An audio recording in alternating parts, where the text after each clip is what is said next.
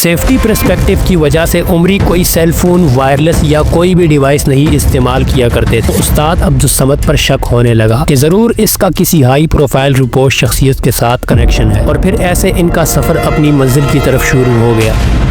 9/11 کے اٹیک کے بعد امریکہ افغانستان پر اٹیک کر چکا، اور اس اٹیک کے چند ہفتوں میں ہی اس وقت کی افغان حکومت کے حالات بہت خراب ہو گئے۔ اعلیٰ سرکاری حکام یعنی ہائر گورنمنٹ ایڈمنسٹریشن یا تو روپوش ہو چکے تھے یا پھر پاکستان فرار ہو گئے تھے، اور باقی امریکہ کے خلاف اپنی فورسز کی کمانڈ میں لگے تھے۔ ایسے میں اعلیٰ ترین افغان سیاستدان ملا عبدالجبار عمری کو ایک روز ایک شارٹ میسج ملا، جس میں اسے فوری طور پر قندھار پہنچنے کا کہا گیا تھا۔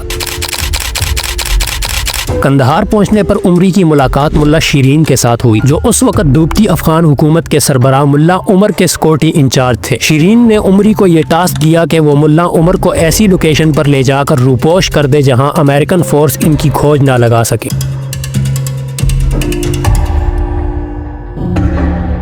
عمری نے جواب دیا کہ وہ ہر ممکن کوشش کرے گا کہ اس ٹاسک کو سر انجام دے سکے۔ ملا شیرین نے ملا عبدالجبار عمری کو ایک کار میں بٹھایا اور انہیں قندھار کی سینٹرل چوک کے نزدیک ایک مقام پر لے گئے، جہاں چند لوگ اور ان کا انتظار کر رہے تھے۔ عمری کار سے اترا اور وہاں رکی ہوئی چند گاڑیوں کی طرف جانے لگے۔ انہی میں ایک گاڑی میں سے دنیا کے مطلوب ترین افراد میں سے ایک شخص یعنی ملا عمر بھی اترے، اور انہوں نے عمری سے سوال پوچھا، کیا تم مجھے کسی سیف لوکیشن پر لے جا سکتے ہو؟ جس پر عمری نے جواب دیا، آپ کی حفاظت تو بس اب اللہ ہی کر سکتا ہے، لیکن میں اپنی طرف سے پوری کوشش کروں گا۔ دوپہر کے وقت ملا عمر ایک سفید رنگ کی ٹویوٹا میں بیٹھے، ان کے ساتھ اسی گاڑی میں ملا عمری، ملا عزیز اللہ اور ایک نامعلوم شخص بھی موجود تھے، اور پھر ایسے ان کا سفر اپنی منزل کی طرف شروع ہو گیا۔ اور جس لوکیشن پر انہوں نے پہنچنا تھا، اس جگہ کا نام تھا زابل۔ زابل افغانستان کا ایک صوبہ ہے۔ شام ڈھلتے وہ سفید ٹویوٹا زابل میں کلات نامی ایک آبادی میں پہنچ گئی اور مٹی سے بنے ایک گھر کے سامنے رک گئی۔ اس گھر کے 5 کمرے تھے، لیکن ایک چیز اس مٹی کے عام سے دیہاتی گھر کو اور گھروں سے منفرد بناتی تھی، وہ تھی اس کے گھر کے بیچوں بیچ ایل شیپ کا ایک ترچھا سا کمرہ۔ اس کمرے کا اندازہ نہ تو گھر کے باہر سے لگایا جا سکتا تھا اور نہ ہی گھر کے اندر سے دیکھنے پر بھی کسی کو وہم و گمان میں یہ بات آ سکتی تھی کہ اس کے 5 کمرے کے گھر میں ایک چھٹا کمرہ بھی ہے، ایک خفیہ کمرہ جس کے بارے میں اس گھر کے رہنے والوں کے سوا اور کوئی بھی نہیں جانتا تھا۔ اس کمرے کے ایک کونے میں ایک چھوٹا سا کچن اور دوسرے کونے میں ایک چھوٹا سا باتھ روم تھا، اور بیچ کا رقبہ رہائشی انداز میں فرنش کیا گیا تھا، اور وہ شخص اس کمرے کا مکین بن گیا جس کے سر پہ 1 کروڑ امریکن ڈالر کی قیمت لگائی جا چکی تھی۔ عمری نے اپنے ساتھ کچھ لوگوں کو لگایا اور مکان کی بیک سائڈ پر زمین کی کھدائی کروائی۔ عمری نے راتوں رات اس سفید ٹویوٹا کو مکان کی بیک سائڈ پہ دفن کروا دیا۔ یہ گھر عمری کا تھا جس میں اس کے بیوی اور بچے رہتے تھے۔ عمری نے اپنے بیوی بچوں کو بتایا تھا کہ ان کے گھر ایک خاص مہمان ٹھہرا ہے، اور اس نے انہیں انتہائی سختی سے منع کیا ہے کہ وہ کبھی غلطی سے بھی کسی کے سامنے اس بات کا ذکر مت کریں، ورنہ ہم سب مارے جائیں گے۔ اور ملا عمر اس مکان میں رہنے لگے۔ وہ زیادہ تر وقت اپنے کمرے میں گزارتے تھے، کچھ وقت وہ صحن کے محفوظ ایک کونے میں دھوپ لگواتے بھی بتاتے تھے۔ ان کی ملکیت میں ایک نوکیا فون بھی تھا، لیکن اس فون میں کوئی سم کارڈ نہیں ڈالا گیا تھا، بلکہ اس فون کو وہ بس تلاوت سننے کے لیے استعمال کیا کرتے تھے۔ اور ایک پرانا سا ریڈیو بھی تھا جس پر وہ BBC پشتو اور وائس آف امریکہ پشتو کی خبریں سن لیا کرتے تھے، اور یوں عمر کی نئی زندگی شروع ہو گئی۔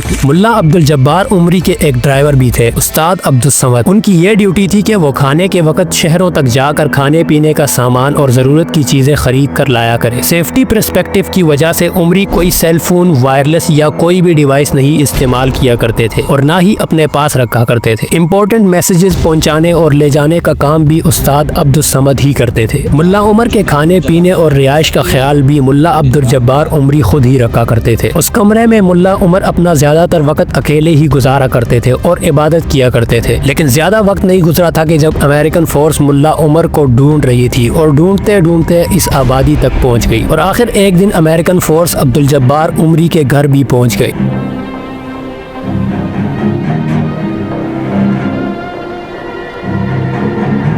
اس وقت ملا عمر اپنے کمرے میں ہی تھے۔ امریکی فوجی سبھی کمروں کی تلاشی لینے کے باوجود بھی ملا عمر کے کمرے کو نہیں تلاش کر پائے۔ اس کمرے کا چھوٹا سا دروازہ ایک اور کمرے میں کھلتا تھا جس کے سامنے ہر وقت ایک الماری رکھی ہوئی ہوتی تھی، لیکن کچھ ہی عرصے بعد امریکن فورس نے ایک مرتبہ پھر چھاپا مارا۔ اس وقت ملا عمر اپنے کمرے میں نہیں بلکہ صحن میں دھوپ لگوا رہے تھے۔ ملا عمر کو جیسے ہی امریکن فورس کی ریڈ کے بارے میں پتا چلتا ہے تو وہ صحن میں پڑی لکڑیوں کے ڈھیر کے پیچھے چھپ جاتے ہیں۔ امریکن فورس سارے گھر اور کمروں کی تلاشی لے لیتی ہے، لیکن صحن کی تلاشی لیے بغیر ہی چلی جاتی ہے اور اس دفعہ پھر ملا عمر بچ جاتے ہیں۔ سال 2004 میں امریکن فورس نے عمری کے گھر کے بالکل ہی نزدیک ایک ملٹری بیس کی تعمیر پر کام شروع کر دیا۔ اس وجہ سے ملا عمر نے فیصلہ کیا کہ اب یہاں سے جانے کا وقت آ گیا ہے۔ چند روز بعد استاد عبدالصمد نے ملا عبدالجبار عمری اور ملا عمر کو ساتھ لیا اور ایک نئی منزل کی طرف روانہ ہو گئے، جو کہ شنکے نامی ایک علاقہ تھا۔ یہ علاقہ کلات سے تقریباً 76 کلومیٹر دوری پر تھا۔ وہاں پہنچنے کے بعد عبدالجبار عمری اور عبدالصمد نے ایک جنگلی علاقے میں ہی ایک پہاڑی کے اوپر ملا عمر کے لیے ایک چھوٹا سا لکڑیوں کا کمرہ بنایا۔ ملا عمر اور عمری اس نئے کمرے میں رہنے لگے، لیکن کچھ ہی عرصے بعد اس جگہ سے بھی چند منٹ کی دوری پر امریکی فوج نے اپنا ایک اڈے کی تعمیر کا کام شروع کر دیا۔ اس اڈے پر ہر وقت 1000 کے قریب امریکی فوجی رہتے تھے، لیکن اس بار ملا عمر نے اپنی لوکیشن تبدیل نہ کرنے کا اور وہیں رہنے کا فیصلہ کیا۔ یہی وہ وقت تھا کہ افغان انٹیلیجنس ایجنسی NDS کو استاد عبدالصمد پر شک ہونے لگا کہ ضرور اس کا کسی ہائی پروفائل رپورٹ شخصیت کے ساتھ کنیکشن ہے۔ ایک روز افغان ایجنسی نے استاد عبدالصمد کو اریسٹ کر لیا، لیکن وہاں کے مقامی بڑے نام کے لوگوں نے گورنمنٹ کو اپروچ کیا اور استاد عبدالصمد کی بے گناہی کی یقین دہائی کرواتے ہوئے اس کی رہائی کا مطالبہ کیا۔ کچھ دن کی انویسٹیگیشن کے بعد اسے رہا کر دیا گیا، لیکن کچھ عرصہ بعد دوبارہ استاد عبدالصمد کو اریسٹ کر لیا گیا۔ کسی بھی گرفتاری اور انویسٹیگیشن کے دوران استاد عبدالصمد نے اپنے راز نہ کھلنے دیے۔ اس دوران ملا عمر اپنے سیکورٹی انچارج عبدالجبار عمری کے ساتھ اسی لکڑیوں سے بنے کمرے میں رہتے رہے۔ سال 2010 کی بات ہے کہ ملا عمر کی صحت خراب ہونے لگی۔ اس کے بعد وہ کبھی مکمل ٹھیک نہ ہو سکے اور اکثر بیمار رہنے لگے۔ آخر ایک روز وہ بے ہوش ہوئے اور آدھی رات تک وہ بے ہوش رہے۔ 23 اپریل سال 2013 کو بے ہوشی کی حالت میں ہی ملا عمر کا انتقال ہو گیا۔